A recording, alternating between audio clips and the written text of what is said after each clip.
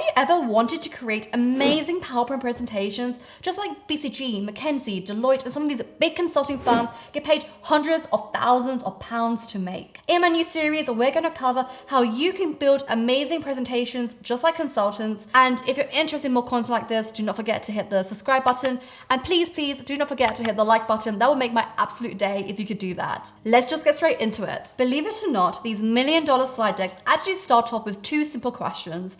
Who is my audience and what is the purpose of my deck? And let me tell you why. How the slide looks, the content I put on it, the structure of the slide deck really is dependent on if I'm presenting to a CEO or a manager, if my presentation is going to be actually reread line by line, or if it's going to be presented to someone and be voiced over. And even the industry, if it's like a bank or a charity, for instance. When trying to understand your audience, a few questions to think about is, how senior are they? Because typically the more senior someone is, they care more about the so what of your project and your recommendation, rather than how you actually got there. So more about the content rather than the process, and hence they do care more about the key points rather than the detail and all the calculations and the data behind it. Another thing to really ask is also, what do they really care about? For instance, sometimes that can be what's really frustrating them, their pain points, or even their needs. And another question is, what style do they prefer? Something quite visual or something a little bit more text heavy? If your slides are going to a company, let's say like Apple, which we all know is super creative and they really care about the design. If you send something across really boring, really text heavy, you know that they probably won't read it because firstly, it doesn't align on their culture. And that means that they probably feel that you won't understand them, and hence what's the point of reading the slide deck? And also secondly, it's just a bit more difficult to process when there's no visuals or graphs, for instance. So they probably won't fully understand or take in the stuff that you've actually sent over and feel a little bit overwhelmed. The second thing that you need to know is the goals and objectives of your presentation. The purpose, and it's usually split into two things. Firstly, what is the purpose of your team? What are you trying to achieve with the PowerPoint deck? And then secondly, how is the client going to use it? What is their purpose? Typically, there are three types of purposes a presentation would have. Firstly, to communicate information to build understanding. Secondly, to present information. And that can be, for example, to make a decision or persuade the audience. And thirdly, to inspire and motivate the audience to generate enthusiasm. Make sure you also keep in the back of your mind the pain points of the audience. Okay, so now to much more of the juicy stuff and how do we actually craft presentation slides? We storyboard, we wireframe, we strawman. And in simple terms, we draw. I don't know why consultants really do make our own language sometimes. So a strawman is an outline of what the structure of the presentation should be. You can see here that, I've divided this page into boxes, and each box would be a slide. Each slide could go in a chronological order, or what you can do is that if you know you have certain content for certain slides and you still haven't figured out what the story should be, you can kind of just number each slide. What some people do is that they do one step in between. They kind of start writing it out on a Word document and they start categorizing that into slides. If you can just skip to the strawman, you are going to be saving lots of time and effort, and we are all about being more productive. Often your partner or your client doesn't have time to read through all the slides and all the content on the slides. I know you've spent so much time, but they still don't. Sometimes it's a little bit frustrating. What they typically do is they read all the titles of the slides. So you need to do two things. When building your straw man, if you just take the titles by itself and just read those titles in order, someone should be able to understand the key message, your key recommendation, i.e. the storyline. So slide 1, slide 2, slide 3, all the key titles should equal the storyline. Now, if you just take one slide, that slide title for that specific slide should be the so what of all the content on that specific slide, the summary, the key point of that slide. So instead of writing a title like highest revenue making areas, you would write a title like groceries, chocolate, and magazines make up 80% of revenue. Some people call this action titles. I just call this a good freaking slide. We do this so that we can take the client on a journey and we can get them to feel how we want them to feel. And it's a little bit manipulative, but that's exactly what consultants do. We get to shape the data into a story of whatever we want the client to feel, or what we think obviously the right thing to recommend is. If you think about it, it's a very powerful thing that we can do. But actually, how should you structure a deck?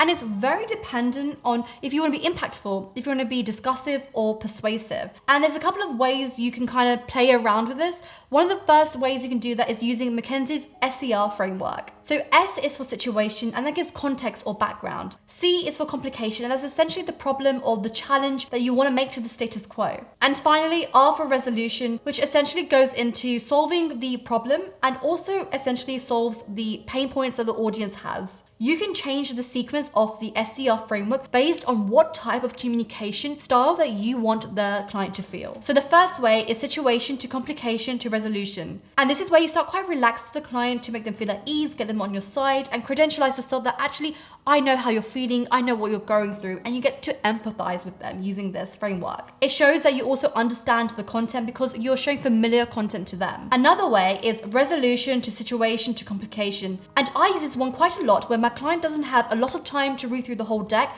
and I just want to go straight into the answer. And you can also do complication to situation to resolution, which is when you want to be a bit more impactful and creating a sense of urgency that something really needs to be done now. The other thing that you want to put on top of this whole framework, which McKinsey doesn't really go into, is where do you want to put all your supporting arguments? You could go situation, complication, then your supporting arguments, and then the solution. Or you could go solution and then all your supporting arguments and then situation and context, for instance. Honestly, folks, this is not just a McKinsey framework. All consulting firms use this and they just call it different things. So for instance, let's take PwC. They just call the problem or the complication the hook, and they call the resolution the fix. And what they say is that the hook really should inspire feelings of, wow, I can't believe this. And the fix should be like, oh wow, this is so cool. For the sake of argument, let's just assume that my presentation is going to be read. And there's 4 key parts you want to put into the presentation. Firstly, the title page and the introduction. And depending on what style we just went through, it could be the context, it could be a tagline of your recommendation that they need to just hear.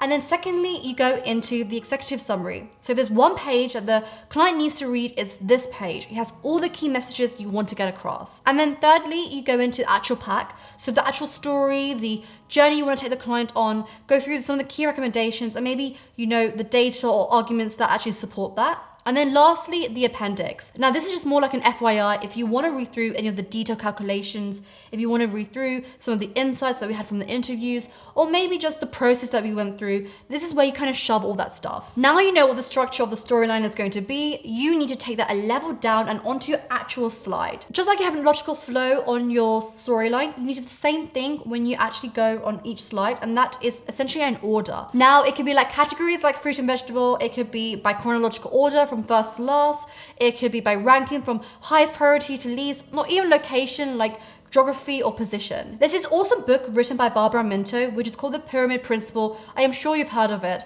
And she was actually the first female MBA recruit to actually go into McKinsey. And one of the key points that she makes is essentially that every single idea should sit under a single thought, like a pyramid. So on a slide, your key takeaway is the slide title that we just spoke about earlier. You start with the key takeaway at the top, and then you can see you go into the main arguments, and then you go into the sub-arguments. And these are all backed by data. See, a pyramid. The arguments underneath it need to answer what, why, how, and if you can, try to get all the arguments to be MECE. Now, MECE is this other principle which basically says that actually there should be no overlap between all the arguments, and try to get all the possible arguments that you can. But actually in reality, it's a little bit difficult to get all the possible arguments, or you don't need to do that for your client. So you don't have to be MECE, like no one told Barbara I said that. Okay, so we've spoken a lot about the structure, and well, thank you if you're still here. And now we're gonna go a little bit more into the best practices that you should do when you're building slides. First things first, you want to make sure that you don't lose the reader in the slide deck. Now, sometimes slide decks can be 300 pages long. So you want to navigate the reader and kind of use this thing that we call signposting. And what you're doing is you're showing where they are in the presentation. For example, on the contents page, let's say we put A, B, C, and D. Let's say we're on C. I would typically gray out A, B, and D, and I would put C in a different color, for instance, to showcase that actually, hey, you're on this part of the presentation and you still got one more to go. Now, you could use shapes, you could use text, you can use even icons, and I try to use icons because it makes it a little bit more fun and interesting and a little bit more visual on the slide deck. And another key part of the slide is actually the footnote. Now, in the footnote, you want to put down 2 things, typically either any notes that you want the reader to know, or secondly, sources. Now, make sure that you try to keep the same format. So for instance, it may be the name, the company, and then the year it was published, for instance, and try to keep that same format and the same consistency as you go along on each of the slides. You also want to make sure that you do it in the order they appear. So the first one would be the first data point you put. The second one underneath would be the second data point that comes across in the text. The next thing that you want to do is get really familiar with alignment and distribution, because this is going to save your life and a lot of late nights. I actually put these buttons in my quick access toolbar just because I use them so much. And when you join consulting, you are going to be probably given a piece of work to do, which is called formatting, which is basically making the slides look pretty, making sure everything aligns, making sure everything is distributed the same length. But make sure you get familiar with this, because this will save you so much time and it just makes everything look, symmetrical on the slide. The next thing is icons, and icons are your biggest friends.